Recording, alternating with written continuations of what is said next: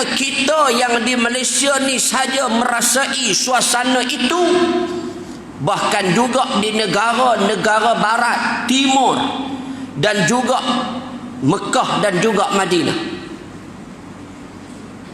Tuan-tuan hadirin muslimin muslimat yang dikasihi sekalian, Allah sebut dalam Quran, wa idza ra'au ayatan yastaskhirun, dan apabila telah kami berikan petunjuk ayat-ayat kami pada kalian, ayatan, kami tunjukkan kebesaran kami tunjukkan kekuasaan kami pada kalian, bukan semata-mata untuk tunjuk biasa saja, tetapi kami tunjukkan pada kalian untuk meningkatkan keimanan kepada Allah Subhanahu wa taala. Tetapi yang berlaku pada manusia dunia akhir zaman ini, kata Allah, yastaskhirun, mereka memperolok-olokkan apa yang telah kami tunjukkan, apa yang telah kami bentangkan kepada mereka. Hadirin muslimin dan muslimat yang dikasihi sekalian, sebab tu bila Allah datangkan ujian ini pada kita, Allah minta untuk kita berfikir betapa besarnya hikmah yang Allah berikan pada kita. Walau dia datang dalam bentuk ujian yang dahsyat ini, Allah minta untuk kita berfikir, qul hal yastawil a'ma wal basir, apakah sama orang buta dengan orang yang celek dan melihat? Kita orang yang melihat, kita melihat betapa besar kehebatan, kekuasaan, keagungan dan kehebatan Allah Subhanahu wa taala. Lalu di sana kita melihat betapa besarnya hikmah yang ada di sebalik apa yang berlaku hari ini. Tuan-tuan, pertama, sebelum kita nak baca kitab, tak tahulah dan tak dan, ni SOP baru, isyak berhenti, tak ada nak pandai jubuk lah tuan-tuan. Nah, insyaAllah takat mana hak kita patuh lah. Nah, SOP ni insyaAllah sehari isyak kita berhenti. Nak lajak pun dekat 20 minit lah. Nah, insyaAllah kita berhenti lah. Tuan-tuan jangan gundah gulana. Sehari dia komplain pergi, kan? Baik, yang pertama, apa hikmah yang ada dan tersirat di sebalik apa yang berlaku ujian pada kita hari ini? Yang pertama, kita dapat melihat bahawa Allah nak meletakkan kita dengan konsep takwa dan tawakal.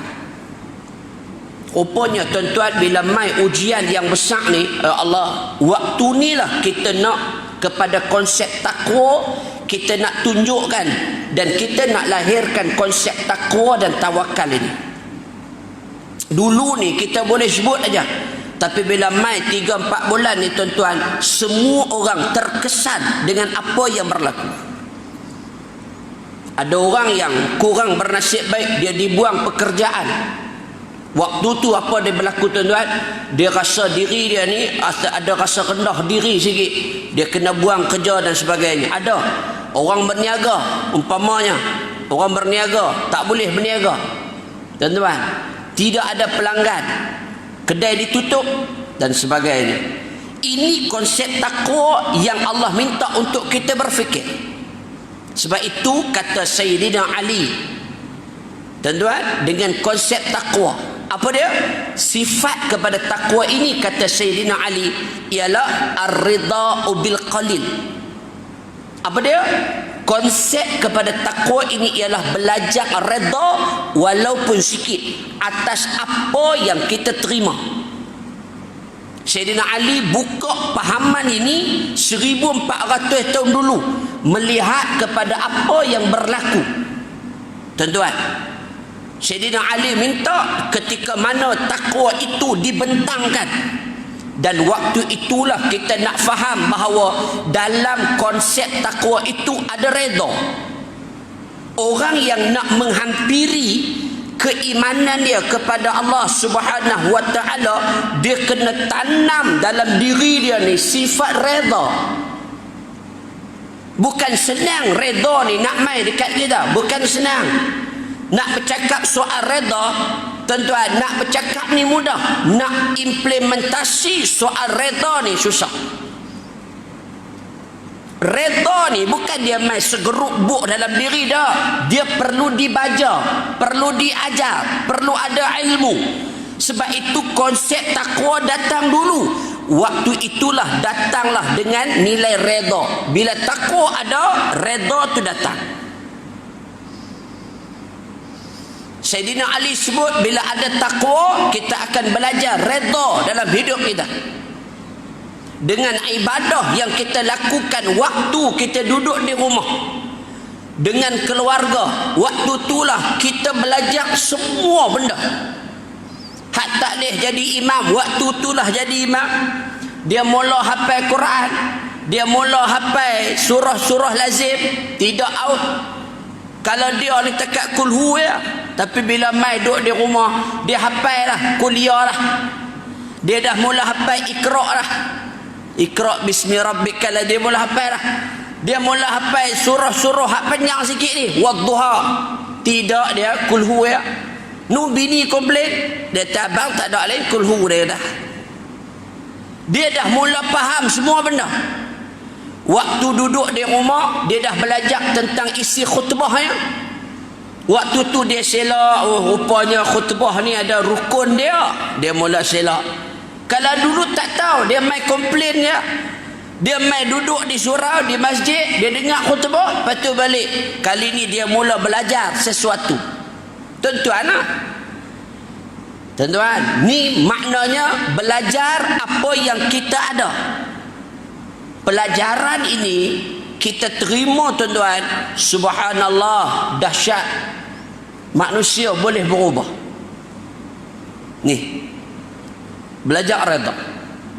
Yang kedua, kata Sayyidina Ali, bila kita faham dengan takwa, rupanya takwa itu adalah sifat kepada al-khawfu minal jalil, takut pada Allah, Tuhan yang memiliki dengan sifat keagungan. Subhanallah, betul tuan-tuan. Rupanya sebulan kita puasa di rumah. Waktu tu buka puasa pun di rumah, tarawih pun di rumah. Hang segan buat juga, hak rajin lagi buat. Subhanallah, baru kita faham rupanya tuan-tuan, bahagia ni rupanya bukan duduk dalam rumah tangga kita aja. Betul, bahagia tu duduk dalam rumah, betul, tapi bukan di situ aja.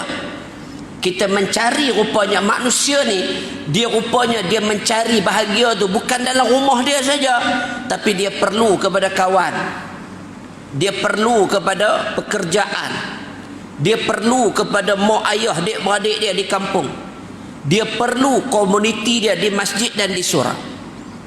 Berapa bulan kita terperap di rumah, 3-4 bulan tuan-tuan. Subhanallah, gundah gulana perasaan kita, tak boleh buat apa. Wahai duduk dalam rumah, rumah yang kita beli, rumah hak kita buat, rumah hak kita bina, rumah hak kita dekor elok-elok, patutnya kita duduk tu selamat dah. Tapi dah, rupanya bahagia tu kata Islam ada lain di luar sana. Ada orang tuan-tuan, kalau dia boleh duduk di luar, lepak kedai kopi dengan kawan 3-4 orang, kena teh tarik, tu dah cukup bahagia dah pada dia. Ada orang tuan-tuan, lepas tu dia boleh pergi mengai di laut, tu kira paling bahagia lah pada dia. Ada orang tuan-tuan, dia rasa bahagia bila dia boleh start motor ride satu kampung dia, rasa sangat bahagia. Ada orang bila dia boleh kayuh gerek lah tuan-tuan, dia boleh keliling kok Sungai Petani, kok Kulim, kok mana ni, dia rasa sangat bahagia. Maknanya kita belajar bahagia tu bukan duduk dalam rumah kita saja, tapi bahagia tu juga bila kita keluar dan kita memahami apa yang ada di luar. 3 bulan, 4 bulan kita boleh duduk di rumah tuan-tuan? Tak boleh. Terperak di rumah, tak boleh pergi mana, duduk di situ, tak boleh keluar kerja, tak boleh. Kita rasa stres. Walaupun kita duduk di rumah, kita ada isteri, ada suami, ada anak-anak, kita duduk dalam rumah tangga kita, sangat bahagia dah. Tapi rupanya bahagia tu ada juga yang lain di luar sana. Ni, Allah mengajar kita bagaimana bila kita sebut dengan takwa, akhirnya dia akan bawa pada kita dengan konsep al-khawf, kita rasa takut pada Allah. Nak mai rasa takut ni tuan-tuan, dia bukan boleh mai rasa lagu tu aja. Bila kita kenal Allah Subhanahu wa ta'ala, barulah akan melahirkan rasa takut kita dengan Allah. Nak mai rasa takut ni, kena kenal dulu Allah. Ma'rifatullah awaluhu ilm. Kata Imam Al-Ghazali, awal ilmu itu ialah kenal Allah. Manusia yang mengenali Allah selamat hidup dia dunia akhirat. Tu yang ayat yang kita baca tadi, orang yang melakukan amal saleh, lelaki, perempuan, dia beriman kepada Allah. Beriman maknanya dia benar-benar mengenali Allah Subhanahu wa ta'ala. Lalu di sana kata Allah, falanuhiyannahu hayatan tayyibatan. Kata Allah, waktu hampa kenal aku, waktu hampa kenal siapa dia Tuhan, siapa dia Allah, lalu kata Allah, kami akan hidupkan kalian dengan satu kehidupan yang sangat bahagia. Tayyibatan, rasa bahagia sungguh tuan-tuan. Pasal apa? Pasal kita kenal Allah. Allah turunkan berbagai penyakit, ujian akhir zaman ni tuan-tuan. Ujian yang Allah turun ni pada kita ni sangat besar dan dahsyat. Hak hidup 40 tahun, hidup 60 tahun, hidup 70 tahun, tak pernah kita alami suasana masjid sunyi dan lengang. Kita hidup 70 tahun, kita tak pernah dengar Mekah lengang waktu bulan puasa. Kita tengok video yang dihantar, kita tengok Instagram, kita tengok gambar, subhanallah, lengang kawasan Mataf, kawasan tawaf di sekitar Kaabah Baitullahil Haram, kosong, sunyi, sepi. Yang kita duk pernah dengar masa mai Ramadan, manusia akan berpusu-pusu masuk ke kota Mekah dan Madinah. Tapi bila sampai ketika ini, Allah uji seluruh umat, termasuk umat Islam yang beriman kepada Allah Subhanahu wa ta'ala. Tuan-tuan, hadirin muslimin dan muslimat yang dikasihi sekalian, kita hidup 70 tahun, 60 tahun, 50 tahun, kita tak pernah tak main masjid waktu bulan puasa.